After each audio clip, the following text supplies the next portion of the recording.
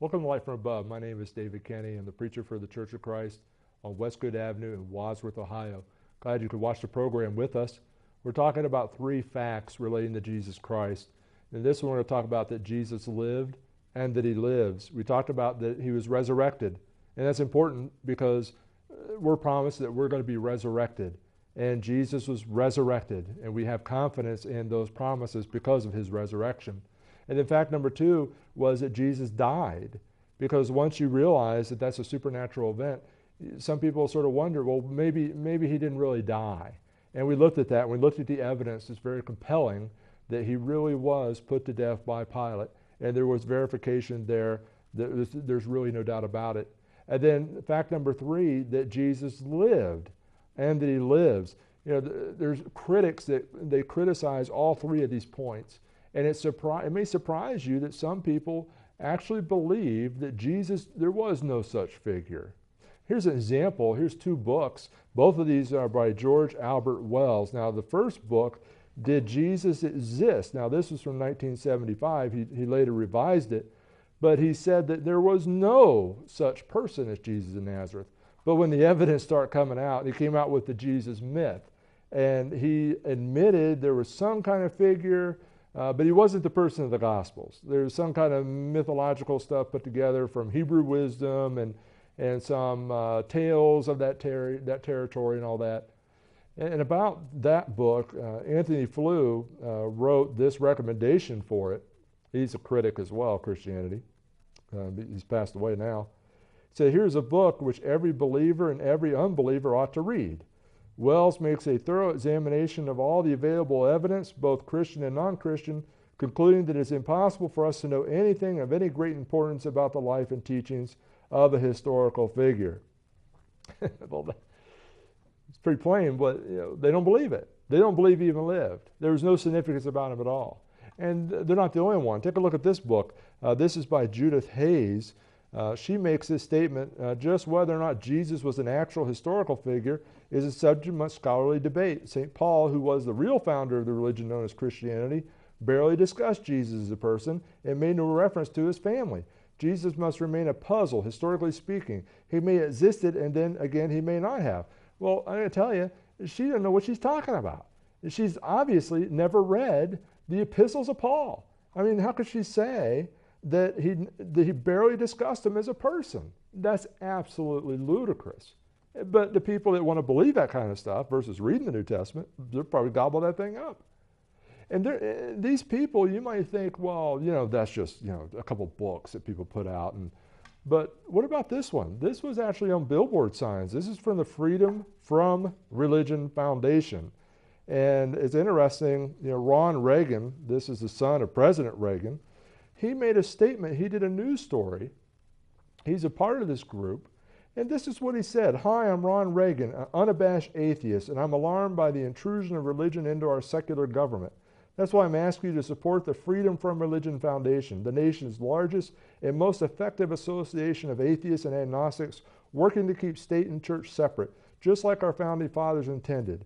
Please support the Freedom from Religion Foundation. Ron Reagan, lifelong atheist, not afraid of burning in hell. Now, that's pretty in your face, isn't it?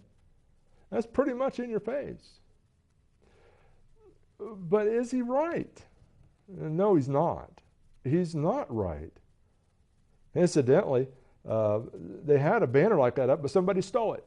And then they put another banner up, and you probably didn't see it in the fine print, but if you look at that banner again, there's a little fine print there above that red. They put in there, P.S., your God says, thou shalt not steal, because someone took their banner down. So, it's sort of funny. But anyway, this banner, stealing it, wasn't just considered theft, it was considered a hate crime because someone stole that thing. I'm like, would I have taken it down? No, I wouldn't have taken it down, but I'd laugh at it. It's absolutely ridiculous. The idea that Jesus Christ is a myth. Let's just go back. What makes history credible? Again, from Graceful Reason, I've had this up every episode relating to this theme. And again, are there any first-hand witnesses? Are there any independent witnesses? Are there any eyewitnesses? Are there any hostile witnesses? Is there a multiplicity of witnesses? And it's important to remember that Christianity and history, they're linked. They're linked. Notice this statement, Wayne Jackson, writing about the historicity of Jesus Christ.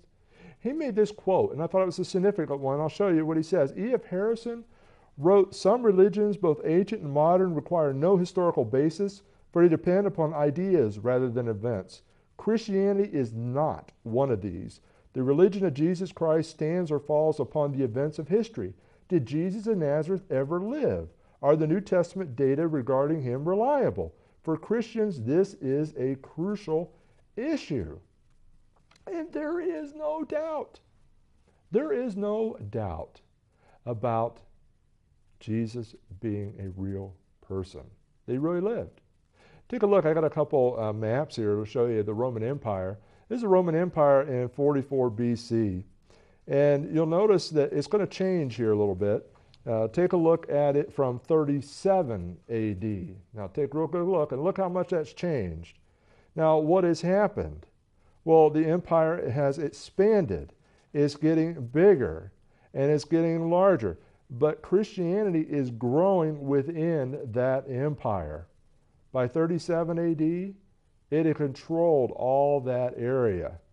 And it wouldn't be long before, it was a dominant world empire. And it's important that we need to remember. Now, you might think an empire that large and with detailed records, you might think, well, they ought to have, the records ought to be just voluminous. You should have a warehouse full of records by Pilate and different things. But actually, that's not the case. It's actually not the case. Well, why? Why don't they have detailed records? Well, I know in our day and age, we have details of details of details. We have emails, we have text, we have video, we have audio. Well, they didn't have those kinds of things back then. And it may surprise you how scarce the records are during that period I showed you on those maps. Matter of fact, one of the experts, this is Ian Blaylock, he makes this statement about the dire state of these records. He says, "Bookends set apart on this desk where I write would enclose the works from those significant years." Well, what's he talking about? What he's talking about is the records from 50 to 60 AD. They are so scarce, there's hardly any of them that survived. Now, that has to be a surprise to you. It was a surprise to me that he made that statement, and I was like, wow, I didn't really realize that the records were so scarce. But there was all kinds of wars going on. There was all kinds of turmoil going on. The Roman Empire had better things to do than keep every scrap of piece of paper around. And the quality of what they had to write with wasn't nearly as good as what we have today. Well, we can preserve just about anything if we maintain it far easier than they could. You see, you have to keep in mind what our expectations are. Are they realistic? Take a look. This is some things about Abraham Lincoln. And ask yourself, expecting first century issues to be the same as modern issues, that's not realistic. Expecting first century communication to be the same as ours, it's not. Expecting first century customs to be the same as our customs, they're not. Expecting other events of history to be attested by a wealth of evidence is not always the case. So we may have these expectations, but they may be unrealistic. But that doesn't change whether or not the facts occurred. There's something going on right now where they're scanning historical written documents of people. Let's say, for example, George Washington. They have his papers and his books, his writings, whatever, they have his library, and they scan all that in computers, and they're able to search them and all that. You know what they're doing sometimes? They go through and they'll find a quote, and they'll say, okay, this quote was attributed to George Washington. And they'll go and they'll scan all those records, and they'll say, well, there's no evidence that he ever said that. And so people will say, he never said it. But that's not exactly correct. What they're saying is, there's no evidence that he ever wrote it down. That's important to remember. He may have actually said it, but there's no evidence that he wrote it down. How many things do you say in the course of a day that you don't write down, but you still said them? So you want to keep that in mind when you hear these statements like that, because you're like, how could that be? That George Washington didn't say this, or he didn't say that, or Thomas Jefferson, or some of these others. It's because they don't have the complete record. God has the complete record, but man does not. And that's something we need to keep in mind. It might surprise you, somebody else whose record is very scarce, and that's Pilate. Remember the guy that killed him, executed him? Take a look. This is a limestone block discovered 1961. It was Pilate's tribute to, it's in Latin, to Tiberius. And it's important to note the importance of this because, at one point in time, there was no evidence for the existence of Pilate outside of Tacitus, Philo, Josephus, the four Gospels, and a couple other books. But you would think there would be all kinds of evidence in the Roman Empire, but there wasn't. Notice this statement. This is by F. Bruce. People frequently ask if any record has been preserved of the report which is presumed Pontius Pilate, prefect of Judea, sent to Rome concerning the trial and execution of Jesus of Nazareth. The answer is none. But let it be added at once that no official record has been preserved of any report which Pontius Pilate or any other Roman governor of Judea sent to Rome about anything. And only rarely has an official report from any governor of any province survived. They may have sent in their reports regularly, but for the most part, these reports were ephemeral documents, and in due course, they disappeared. And so when they found that inscription there, they actually had solid evidence that Pilate existed, but there were people out there. Oh, you're going to have to weigh, is there a Pilate or is there a Jesus? Did it change the facts? No, it didn't. When you talk about the life of Jesus, you want to go back and look at prophecy of the Old Testament. And let's give you one example. Isaiah 7:14 is fulfilled as recorded in Galatians 4:4-5. So you always want to remember prophecy given and prophecy fulfilled are very important. And that's evidence. And these writers, even though you carry them around in one book, Isaiah lived hundreds of years before the Apostle Paul wrote this. He lived hundreds of years before Jesus came to the earth. And so you have, I think estimates are well over 300 of prophetic signs, allusions, whatever, to the life and ministry, death, burial, and resurrection of Jesus Christ, including the miracles, are made in the Old Testament. And they're fulfilled in the New Testament. And you walk around with that book you call the Bible, and I call it that too. But you need to remember it's 66 distinct written works by different people from different places, from different time frames, covering hundreds of years. And you need to keep that in mind because the Bible is solid evidence. But you'll always find people willing to dismiss it. Finding people who criticize stuff, that's easy. There's always people willing to do that. But what about the existence of Jesus? Well, let's take a look at Josephus' Antiquities of the Jews. He writes and he talks about, we had this passage up here before, and it talks about, some of those passages about whether or not he was the Christ, whether he did these things. Some people, they debate, some of the details of this statement by Josephus. But if you took out everything that people wanted to contest from a textual criticism standpoint, some with merit, you can make that determination yourself. But even if you took all that out, Josephus records there definitely was a man, Jesus of Nazareth. And that's not the only one he recorded. Take a look at this next one that he has. This one is about John the Baptist. And it's from the Antiquities of the Jews, book 18, chapter 5, section 2. And you read through that, and you'll find that what Josephus writes about John the Baptist very much matches the gospel records of what happened. Well, did John the Baptist exist? Yes. Did Jesus in Nazareth exist? Yes. Now, notice this other passage. This is in Antiquities of the Jews 29:1. He talks about James. He says, the brother of Jesus, who was called Christ, whose name was James. Now, was there or was there not? Is Josephus a Christian? Is he friendly to Christianity? No. He's a historian. He was a Pharisee. He was a Jew. He worked for the Roman Empire. He was paid large sums of money. Some of the Jews considered him a traitor because he did it. He recorded the historical records that he had. Why would he put this stuff in there if it wasn't true? But there's people that are outright hostile to Christianity that still affirm and prove that Jesus really lived. Take a look at this statement. This is again by Tacitus. Tacitus talks about, and we've had this statement before, and some people, they look at that statement, and I don't know if they just don't want to acknowledge it or what, but Tacitus he was not friendly to Christianity, not at all.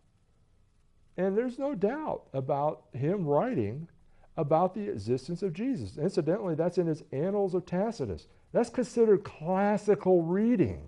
You can find that, in a collection of great books. You can find it in a standalone.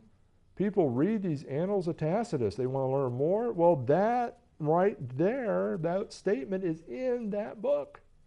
Can you believe it or not? Well, I can't believe that. Well, why? Is it because Tacitus was friendly to Christianity? He absolutely was not. Why can't you believe it? Why won't you believe it? But there's other witnesses, testimonies, if you will. Take a look at this one. This is from Pliny. Pliny wrote a letter to Trajan. And I wanted to read a little bit about this statement for you.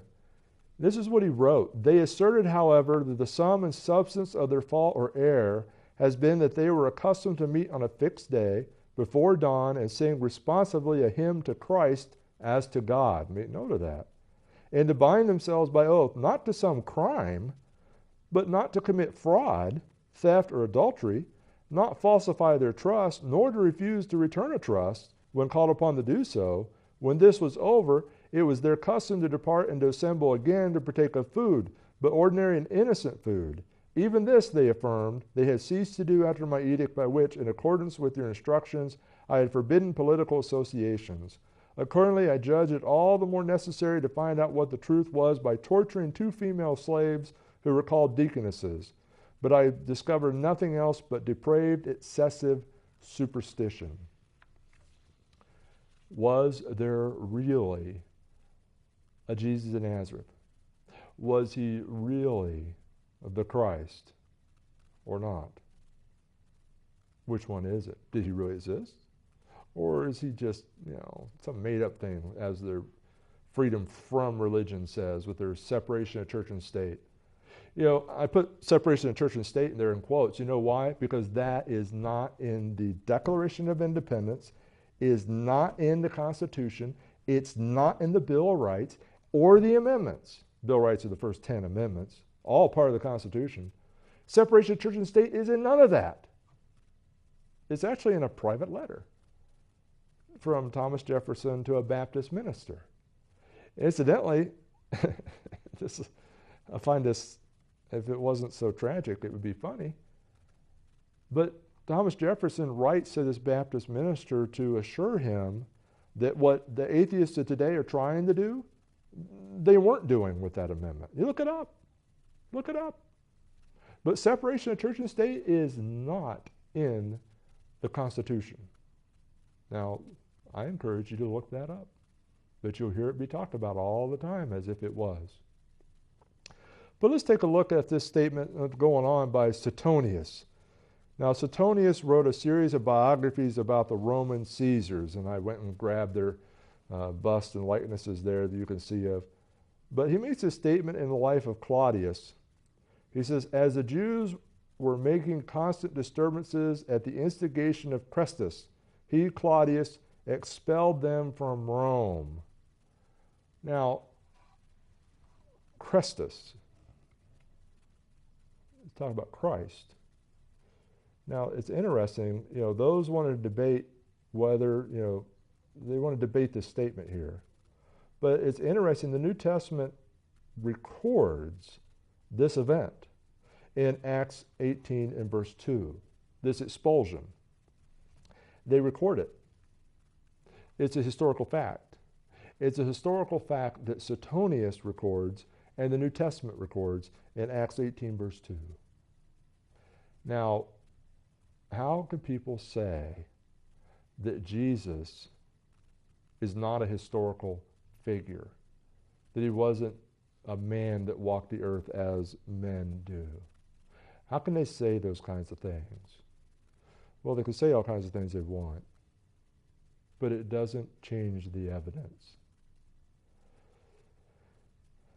Let me give you some statements. This is made by some people that might surprise you, some may not.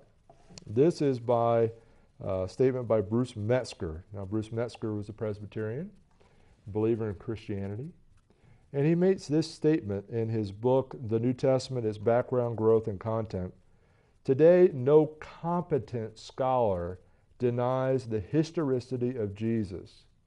What's the historicity of Jesus? What's that mean? What that means is that Jesus is a figure of history.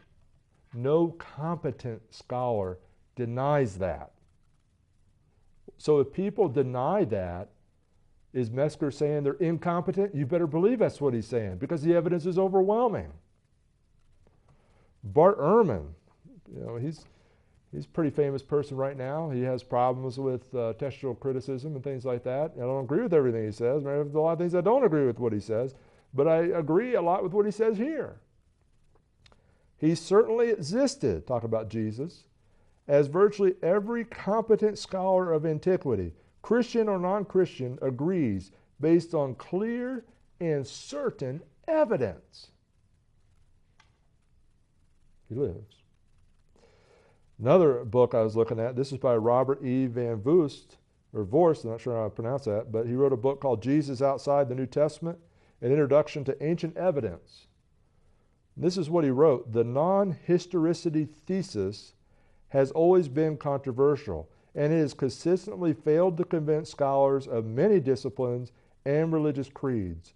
Biblical scholars and classical historians now regard it as effectively refuted. What's he mean there? Well, he's talking about that, that non-historical thesis, meaning Jesus, he wasn't really a part of history. He's just sort of fabricated. He wasn't really a historical figure. And this guy's pointing out, he says, both biblical scholars and historians are all agreed there definitely was a Jesus of Nazareth. He definitely lived.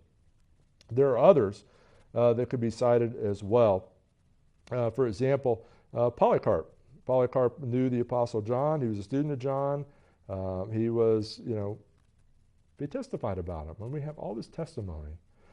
Thalis, 52 AD, sought to explain away the darkness of the crucifixion at the eclipse, but he never challenged the existence of Jesus. And that's the thing you got to read. Some people want to say, well, maybe this didn't occur, but they don't deny all the other events surrounding it. Phlegon, 140 AD, wrote to confirm the darkness of the crucifixion. One of his writings survive, except for what is quoted by others. His writings are obscure.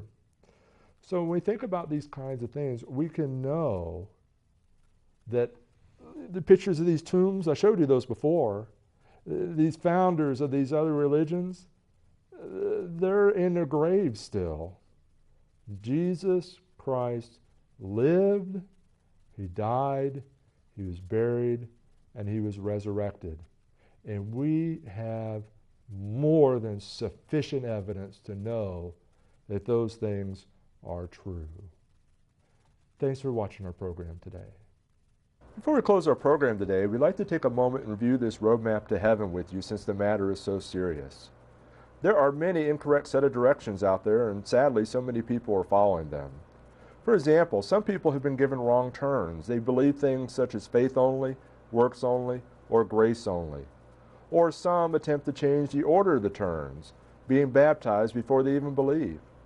Some people fail to realize what point they are on the map. Don't even open their Bibles yet, and they think they're saved already. As a person travels in a car or takes a hike, it has to follow the proper directions, so we must follow the proper directions to heaven. Let's take a look at the directions on our roadmap to heaven here. You have to look at these passages in your Bible for yourself. We'll just list the steps, the turns on the way. First is to believe or to have faith. And then number 2, to repent, to turn away from sin. Number 3 is to confess that Jesus is the Son of God. Number 4 is immersion, or to be baptized, which is a burial in water to have your sins washed away. And then you're added to the church by the Lord, not by a group of people, or not by giving some kind of testimonial experience or things like that. And then once you're added, you need to serve and worship the Lord faithfully all the days of your life. And that the key word's faithfully. You don't waver. And that's very important. We need to keep in mind, too, that in Noah's day there was a big flood, and only people in the ark were saved from the flood. The same is true today. There is no salvation outside the Lord's church. Where are you on the roadmap to heaven? Thanks for watching our program. Please let us know if we can assist you with further information for your journey.